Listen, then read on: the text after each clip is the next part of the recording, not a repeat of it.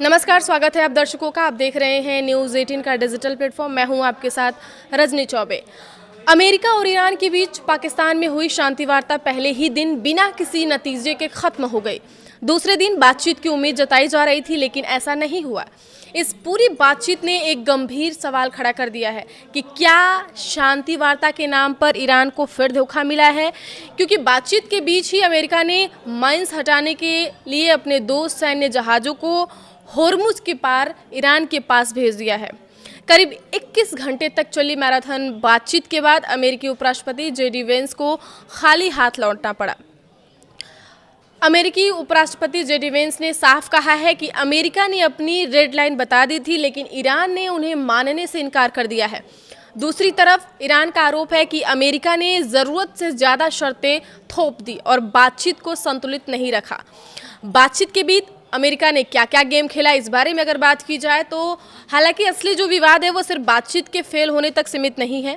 इस पूरे घटनाक्रम के दौरान अमेरिका ने स्ट्रेट ऑफ हॉर्मुज में अपनी सैन्य गतिविधियां तेज कर दी हैं। अमेरिकी सेंटकॉम ने दावा किया है कि उसके 2 destroyer USS Frank E Peterson और यूएसएस माइकल मर्फी हॉर्मुज जलडमरूबंद को पार कर चुके हैं। ये जहाज यहाँ लगी बारूदी सुरंगों को साफ करने के मिशन में जुटे हैं। इसे वैश्विक व्यापार के लिए जरूरी कदम बताया गया, लेकिन ईरान ने इस दावे को तुरंत खारिज कर दिया है। तेहरान का कहना है कि होर्मुज पर पूरा जो नियंत्रण है वो उन्हीं का है और बिना उनकी अनुमति कोई भी सैन्य जहाज वहाँ नहीं चल सकता।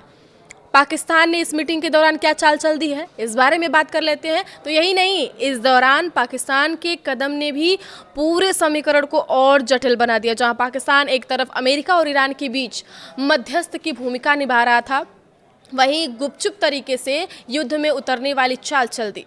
पाकिस्तान ने सऊदी अरब में अपने फाइटर जेट तैनात कर दिए हैं। यह तैनाती दोनों देशों के रक्षा समझौते के तहत की गई, लेकिन इसे ईरान के लिए एक सख्त संदेश के रूप में भी देखा जा रहा है। यह अमेरिका की दोहरी रणनीति थी, ताकि एक तरफ बातचीत के जरिए समाधान का दिखावा किया जाए तो दूसरी तरफ सैन्य दबाव बनाकर अपनी शर्तें मनवाई जाए। इस पूरे घटनाक्रम की जो तुलना है वो 28 फरवरी की उस घटना से भी जा रही है कि जब अमेरिका और इजराइल ने ईरान पर हमला किया था। यह हमला ऐसे समय में किया गया था जब दोनों देशों के बीच बातचीत चल रही थी, जब किसी को हमले की उम्मीद भी नहीं थी। तब ईरान पर अटैक हुआ, जिसमें ईरान के सुप्रीमो लीडर अली खामनेई मारे गए। इस बात का खतरा पहले से था कि कहीं अमेरिका बातचीत के बीच धोखा न दे दे। आगे की खबरों के लिए आप देखते रहिए न्यूज़ 18 का डिजिटल प्लेटफॉर्म। धन्यवाद।